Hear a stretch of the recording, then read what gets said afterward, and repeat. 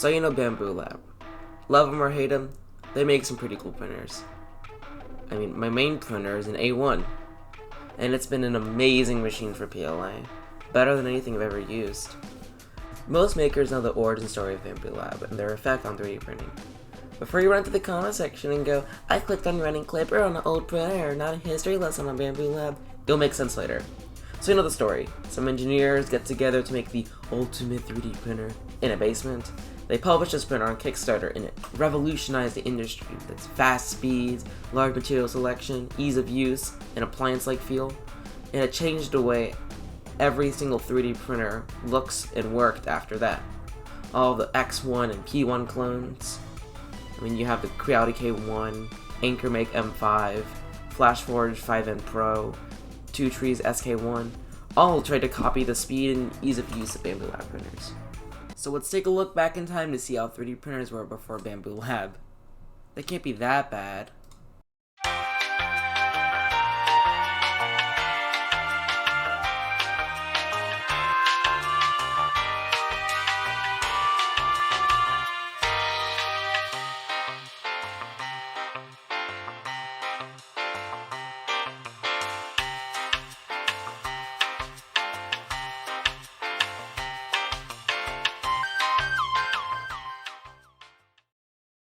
Now that I have the idea in your head, what is this printer from 2016 then?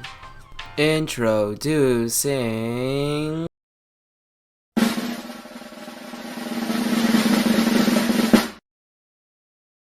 the Robo C2.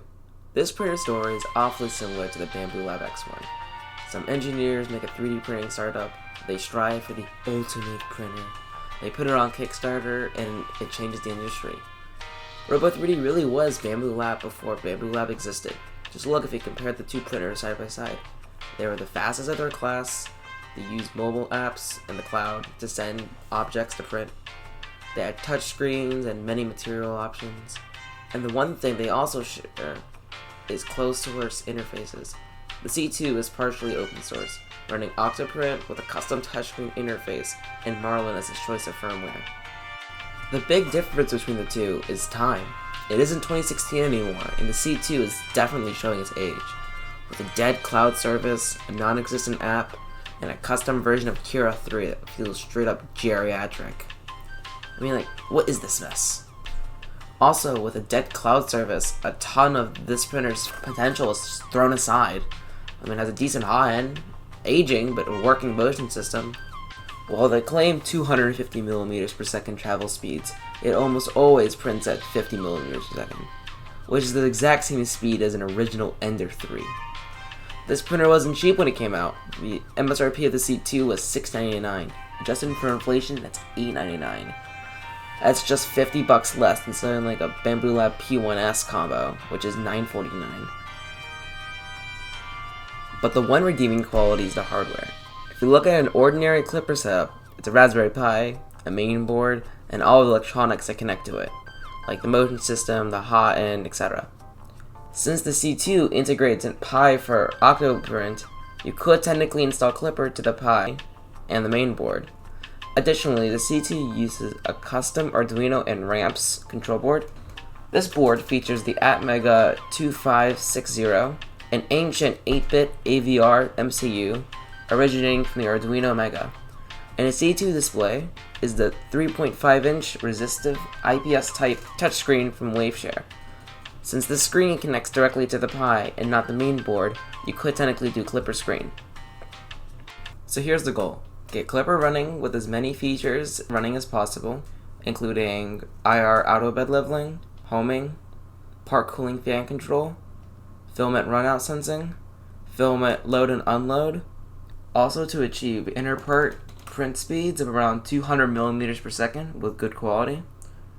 To also use any Klipper compatible slicer, preferably I want to use Orca Slicer. To get Klipper screen fully functioning. To be able to connect it through Wi-Fi and Ethernet. And to not use any new parts other than the microSD that runs Klipper. So, let's get this going!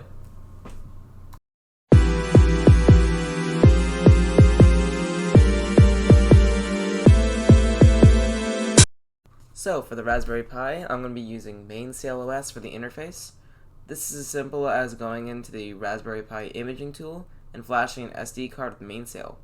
Since the Pi in the C2 is a Pi Model 3B, we're sticking with a 32-bit version. And now all we have to do is install that SD card and get everything running. So welcome to my carpet.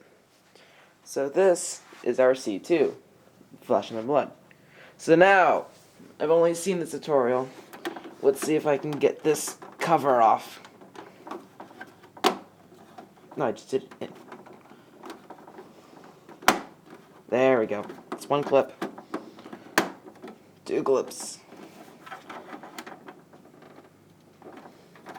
Now that we have our clips here, we just now need to shimmy it. Clip. It's another clip. It's our final clip. This swings down. Ooh. That's some electronics. So now we have our screen, and then we have our Raspberry Pi. So that's our old SD. Let's make sure we don't break this.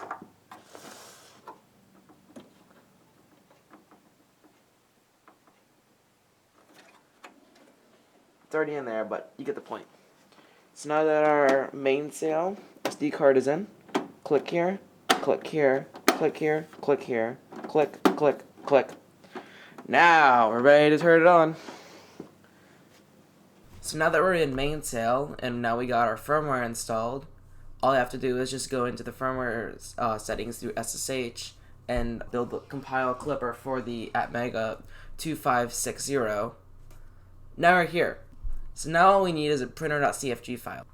The good news is that someone else, like me, was crazy enough to try this project and already made a printer.cfg file. The issue is it was made in 2018. A lot changed since 2018. Things like the adoption of Core XY, desire for pure speed, has led to now configuration being completely useless. Trying it in Mainsail just gives you 1,000 errors. So now, after splicing an R2 config from the official Klipper repository, taking the pinouts from this original configuration, and doing the rest of the math myself, we have temperatures and motor controls. So now, moment of truth, we're gonna press the home button and see what happens. Okay, so now we're back into the printer. And now, using the now working Klipper screen, we're about to do the first home test.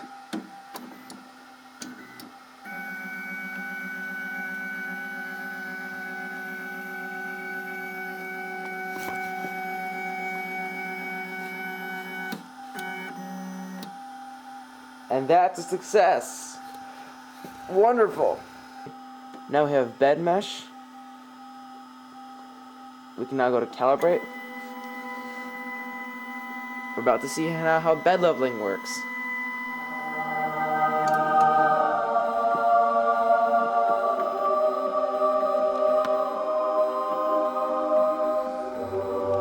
No way, it's actually working.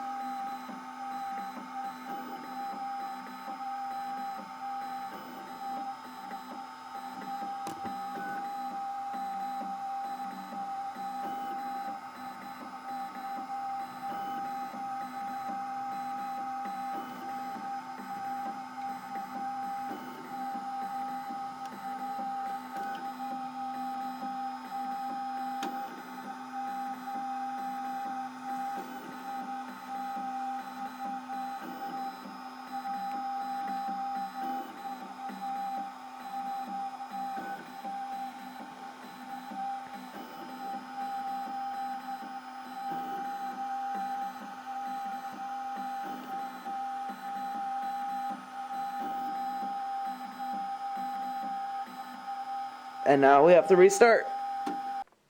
So now, welcome back. Here's some test prints that we got going. As I've already started printing on this thing before recording, you won't be able to see them printing, but you'll be able to see the final results. So, the first print is this Voron design cube. scaled down to 20 millimeters by 20 millimeters. So you can see that in some areas it did really terribly, but in other areas it did really decently. And this is without any tuning whatsoever. So this is the raw print came out of that. So now with more cooling tuning, we have this, the standard 20 millimeter calibration cube.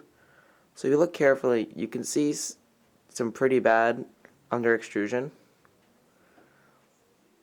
You can also see some Z artifacting, but that is because of another issue that I'll get onto later. You can also see the lack of pressure advance, what happened to it.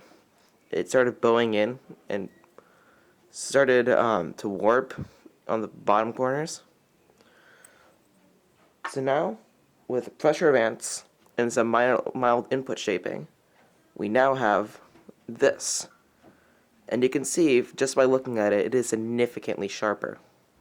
And this is some really good prints, other than the Z artifacting. And there is some mild ringing, but I haven't been able to track that down, because then we also have the ringing test. And if you see, we have some under extrusion because I turned off because I turned off pressure advance.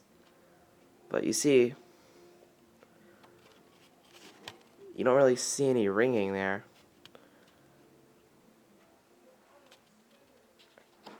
And again, these settings were for the official Bambu Lab filament in matte white at 195C. I will consider bumping it up to something like 205, like the A1 does. And if you're asking about how it printed before the Klipper project, here is a good old Benchy, printed in the official Robo C2 filament. You can see this did not terribly, but it does not look the greatest. You see just the level of imperfections on the whole. And then you have the pressure advance looking really terrible. And this took probably about 2 hours. And one tip for anyone asking, make sure you set a Z offset before doing anything. If you see here, this is 2 layers of build tack, just for good measure. Peeling up the first layer,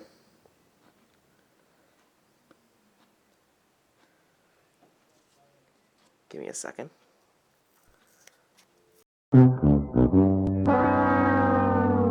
As I jam the 200-degree nozzle straight into the build plate that is made entirely of plastic.